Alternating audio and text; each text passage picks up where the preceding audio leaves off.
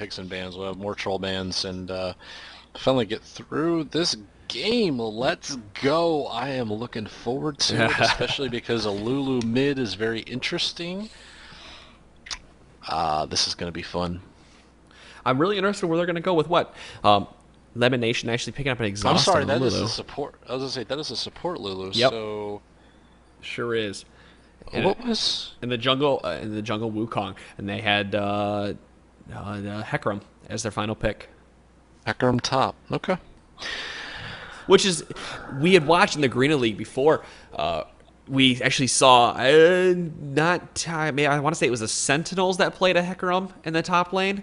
Obscurica's probably going to punch me in the face for that one too, but they definitely saw a Hecarim being played in the top lane. So we've seen a little bit of extra play on it out of him recently. Not as much as we may see anybody else, but he's an interesting champ if played right. I have seen Saint Vicious play him also recently, so it's not out of the question for Hecarim, because if he gets the late game, boy, is he a terror to deal with, and we will actually get to that point at some point, hopefully, because the games with Taipei Assassins have been really short and not that sweet. So let's hope that we get a really good one this time around.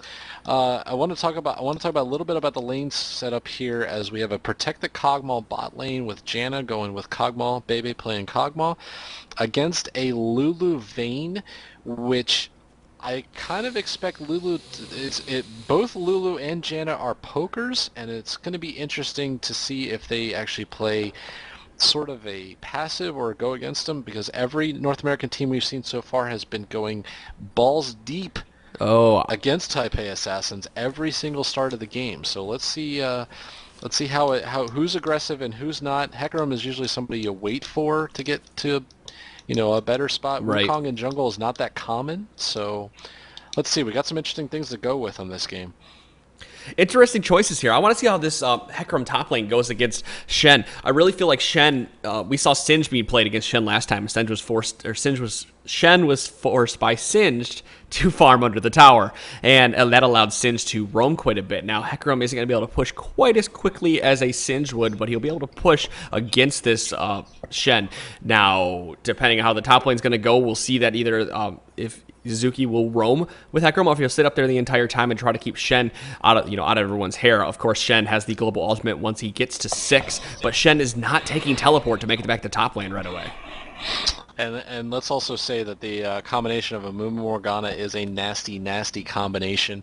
Also, Janet to reset the fight when they need to, because once Morgana uses her abilities, of course, she has the most cooldowns of almost anybody.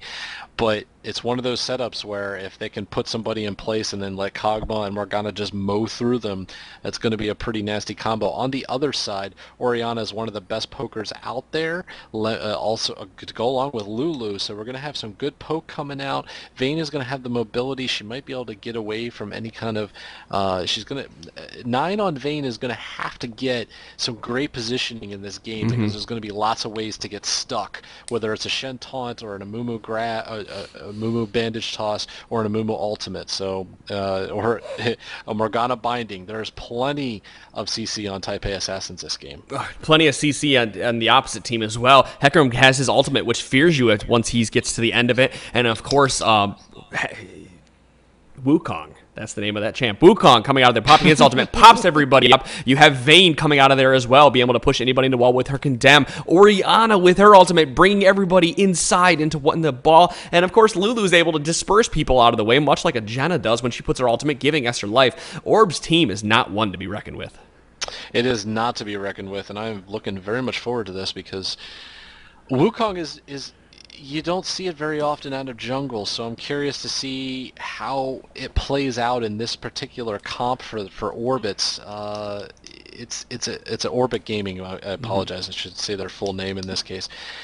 It's one of those situations where if Wukong is able to play it correctly, he can get the ganks. Especially, I feel mid lane is going to be a little bit tougher, but the Black Shield isn't going to do anything against Wukong's damage. So it's one of those. We'll see how this plays out. I'm very curious to see how it goes, especially the top lane of Karen versus Shen, which I have not seen. You know, you don't see that very often. You usually see Shen run teleport up in the top lane, so he can go down bottom, help out Dragon, and then make it right back to top and keep split pushing, because that's what Shen does best. Shen is a split pushing machine, and he's great to put on any of those comps because he can stand up there, he can just keep attacking the creeps, and when a team fight breaks out, he's in there with his ultimate. And that's really all Shen comes down to, is an ultimate and a taunt in a team fight.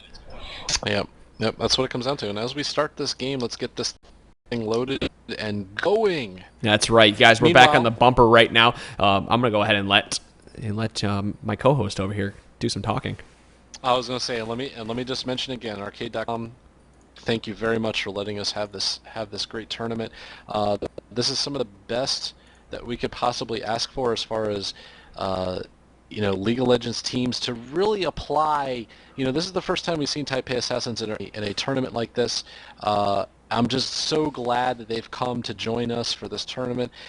We've seen them now against MTWNA. Unfortunately, they lost that one, and against against Fornot, and now they're going against Orbit Gaming. They really need to step it up here and really need to put this together. So let's hope they do. Meanwhile, I'm going to look at the pings real quick. It varies anywhere between 150 to 160 for Stanley on Taipei Assassins for them. So there is a little bit of a ping issue. Can't say there isn't. No, absolutely not. So as I did before, guys, I'm going to leave this on directed camera and let Hornet kind of take the action. So I do apologize if I miss any things. You'll see up here in the top we have Fornot and TPA, which, well, of course, who played last time, and why wouldn't they switch sides on me here? So we have TPA on the blue side. Of course they would. You know how that works. It's always going to be that way. What a great skin that Baby's got, by the way. I have not seen that on Kog'Maw, so it's a classic skin I had not seen. That looks really cool. Yeah. Meanwhile, let's look and see. I want to see if TPA is going to be full defensive this time. They're actually going to really wait to see if somebody comes after their blue. And Orbits is more poking around in the middle. Because this time Taipei Assassins really needs to be as a team defending, and they haven't been doing that yet. They're looking to see if anybody happens to be around the mid area in the river. They're going to probably stick a ward around the race, which seems to be the common thing. Nope, they're actually going to come in for their red.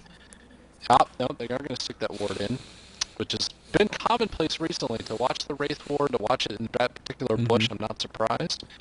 Now, this is a change of pace here for TPA. They might actually be able to get something rolling now and have Little Balls do his work. No kidding. This is the first time we've seen a team that hasn't gone, go to invade now. And TPA feels like Taipei Assassins might have actually been ready for an invade. They were getting so used to it, and now it doesn't happen. So. Of course, we're watching here. We got dancing in the middle going on between Orianna and Wukong. It looks like they're ready, huh? They're ready for this game as it goes. They are ready. They're dancing, and Little Ball is actually going to be able to go through his jungle and not lose anything. First time in this tournament that's allowed for him. Not to mention he's playing a Mumu too, so let's see if he does better than he has been. He's definitely been struggling not being able to play, some of the more known junglers that he's known for. He's struggled so far this tournament and zoned out basically of everything, of not even mattering so far. So we do see down here as Mistake and Bebe decide to take the Golem, so they're going to be up a little bit, have that XP bonus, be able to hit level 2 before Lulu and Vayne will be able to. So. Okay, let's see. Let's see what we got going top lane. It's going to be a real passive farm fest, it looks like. That's kind of disappointing. Well, we are only at level 1. You wait to about level 3 here. We could see quite a bit going down. Hecarim, once he gets to level 3, will have, of course, more likely have all of his spells. What did we see? Sorry, he did go ahead and start with his W, which is Spirit the Dead. It does the damage over time and heals him, so he'll be able to have quite a bit of sustain. I would assume be maxing that early. Bebe taking quite a bit of damage, but putting it right back out into the Vayne down here, which is to be expected. Really, this lane is going to be pretty passive for the first couple of levels, much like the rest of them. But look at this. Morgana being pushed back further than she's able to push up and taking quite a bit of damage from this Orianna. Absolutely, and Orianna is pushing that lane as quickly as possible, and it's kind of interesting because usually it's Morgana that gets to push the lane. At least later on, that she will once she gets a few items and her pull really starts to do some decent damage. But we saw the ping go down over here. I'm sending over Wukong right now. Wukong's going for his red, so the Taipei Assassins know where Wukong is at, and they'll have that timer because of this ward they put right here, so they can see where he walks through the jungle, allowing the top lane to know, okay, I can farm here, or I got to play very passively. And look, they're going to see him walk back right again over to his race, so Stanley has more of a chance to be up there and farm and be aggressive. Okay, let's see how this works. I'm waiting for the first effective. It looks like both junglers are going to go through their jungle first and not worry about visiting any of the lanes that seem to be pretty passive. Orion's now been moved back from Pooh Bear. This is kind of more of what I was expecting. It's now the pool is actually taking out most of the creeps, and Toys is able to more or less just push as he wishes. Mm-hmm. We see Stanley up here going against the Hecarim. Hecarim was able to sustain a little bit. He did start with the Regrowth Pendant, hasn't had to blow his health potion yet. But having that W and putting a few points into it has allowed him to, have quite a bit of sustain. As we see, he has 1 point in Spirit of the Dead, 1 in Devastating Charge, and 1 in the Rampage. We'll have to see what he decides to max up here against this Shen. And again, the junglers, it looks like they're both just trying to get to level 6 as quickly as possible.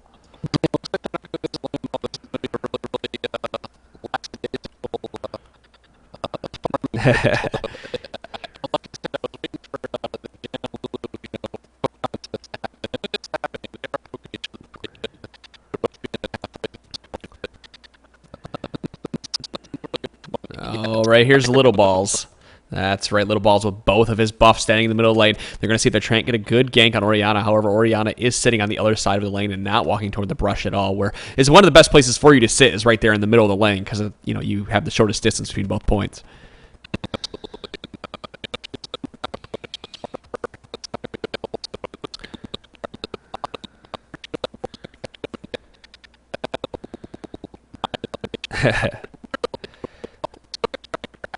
Oh, just barely missing. It was just out of range. So, wow, this game, compared to the last 2 games we watched, pretty passive. And I'm really curious to see if it's play style because they want to be more passive now that they were getting counter jungled so heavily, or if it's just they want to get to mid to late game. So 1 second, guys. I should seem like I may have lost my co-caster here. I'm gonna be putting a directed camera and make sure Mumble is up. Yes.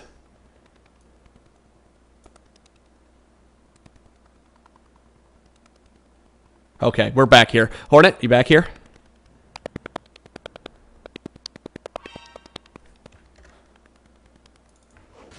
There we go. Sorry about that, guys. We are back, up and going. I did just cycled my audio. Nobody sent me a message, so I didn't see it happen, and lost my co-caster there for a second. But as I was saying before, this is a pretty passive game.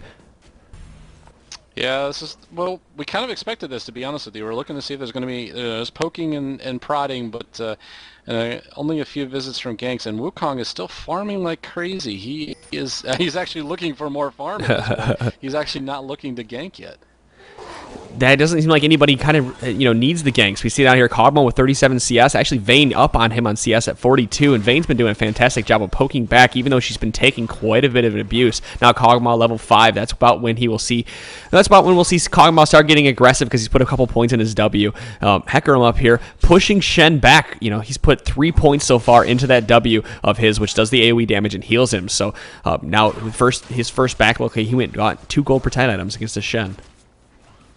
That was quick too. He's really building for the late game. It looks like I feel like both teams are going to. They're going to build for that late game instead of worrying about what's going to happen early game. The Shen ultimate. Still, the top lane's just doing nothing really against each other. Actually, Stanley's being the aggressive one. That's a first. I haven't seen him do that all game. But Toys is coming to visit I in the jungle, saying, "Hey, we found you. We were wondering where you were, and we kind of found you in there." Yeah, it's the same thing here with Little Balls. Now going over for this blue, I wonder if he is going to be giving that up to Morgana here. I would assume so. It's the second one for her. No, we'll see. We'll see if Toys decides to move out of mid lane here. Yes, there he goes. Of course. Second blue. Second blue usually goes to your mid lane when you're playing a jungler. For those who may be new to League of Legends. Yeah, and actually, I've seen it where it's actually been discussed on both sides, where it's actually better for the jungler to get the second blue and then pass off the third blue instead of of giving it to your mid lane. So it's been a point of discussion. I've actually seen a couple teams actually do it that way. So you can do it either way. Most typically it is the second blue that goes to your mid lane, though. That's right, and it's what, just like the meta, it's one of the easiest way to play the game. So this passive game right here, actually we see Morgana walking up in this tri-bush. She's going to come around, having that blue buff, giving her some cooldown reduction. If she lands this Q, I would say that's a dead Hecarim. So now popping up her shield over there. Nice taunt comes out from Shen onto the Hecarim, and now the ultimate comes down. Hecarim trying to get out of there with his ult, but Morgana was able to pick up the kill thanks to her ultimate blowing flash. She had a fantastic flash. She went from right here in the bush, flashed over to almost to the try, keeping that stun on him. Oh boy, they've almost caught Lemonation bottom as Vayne was backing, and Lemonation gets out of there so quickly. Oh, puts wow. on a speed boost and says, okay, I'll get out. So first blood here, about 8 minutes and 50 seconds, or just a little bit before. It took a little while, but that was great positioning by the Morgana as she came around where the ward wasn't, and Hecarim had no clue, it being so passive and not being visited by Wukong at all. And the combination of landing the binding and then the ultimate, he tried to zoom out with his ultimate, but you could already tell that Morgana moved very well applying it, and the stun is actually what did him in. If there wasn't for the stun, I think he might have actually gotten out of there. I'd really like to point out right now that down here in the bottom lane, you see that Janna has 7 CS. Actually, Bebe has actually been giving him CS, about 1 or 2 CS every couple of waves, it looks like. So it looks like they might be going with that, the meta that we had discussed a number of months ago, where you give the support that extra 40 gold or something every few minutes, and it allows them to get their items faster, and also allows them to have she went back to a vision ward this time. I was going to say the big thing there is to get the gold per 10 item as quickly as possible on your support, so then they can buy what ends up being more wards and what ends up being more control of the map. So they may be trying that. It may be something they're experimenting with. It's something new. I kind of like it. I hope they continue to do it. I'm going to keep watching that CS score. I just kind of noticed it as Bebe just stood there pressing the S, so they didn't take any extra CS from him, while Lulu only has 1, so obviously giving everything to the AD carry. Kog'Maw now sitting at 73 CS, actually ahead of Vayne now at 70 CS. Meanwhile, top lane, it looks like Shen at 75 and Hecarim at 67, but Hecarim picking up 3 gold per 10s. Oh, there's ultimate down. His little balls is going on there. We see the cleanse being out, the cleanse and a flash being blown out of there, an ultimate coming out of Lemon Nation onto her, allowing her to get out that ultimate from Lemon Nation's Lulu, definitely saving the day. And that cleanse, of course. That is absolutely the best reason to have Lulu in the bot lane, is that it is a different type of protection that she provides by giving that ultimate in case you do get low. Gives you so much health and makes you a lot faster to get the hell out of dodge. Oh, yeah, hell yeah, it does. It gives you, it's instant life. And it's pretty much, it's like true damage life. It's not a heal, it's instant life. And it increases your maximum, so it's even better than a normal heal is. Absolutely, and now it's kind of funny as you watch mid lane, because it's the competition between who can clear the lane faster. With Orianna and Morgana, they just are clearing so quick. And now, hey, Wukong's actually going to come visit, and Mistake is going to have to blow his ultimate to push Wukong back, and I think that's what they're looking for, to turn around and get a dragon here. Yes, they are. They're going to have to push up this lane as quickly as they can. Little Balls and the rest of the team knows that they're going for dragon here, or else why else would the jungler be down in the bottom lane pushing it out? So right now it looks like Orb is going to try as quickly as they can to get this dragon. We see that the bottom lane is sitting here in the try. Ooh, no ward over the top, and they know that dragon's gone. And there it is, 11 minutes, 43 seconds. We have a smite dragon. And meanwhile, while that was going on, Shen was really pushing hard on Yuzuki on Akarim and really pushing him back. And now they're about even, so I'm kind of curious to see where that goes, as he was able to use his ability to get some life. Oh, but meanwhile, in the middle lane down here, Shen's actually ulting onto Morgana, who got caught out thanks to a gank from this Wukong. Wukong going in with that E to Q, doing some damage. Little Ball staying in here, not doing enough because he doesn't have enough mana up to put up the tiers. It looks like he's going to go down. Oh, he tried to banish toss over the wall, but a double kill for Orianna. Perfectly fed. Perfectly fed. And let me point out 2 things that happened. One was there was a kill bottom lane you might want to back up and see. But the second thing is actually the Shen ultimate was about to come down, and credit Yuzuki, who actually blew his ultimate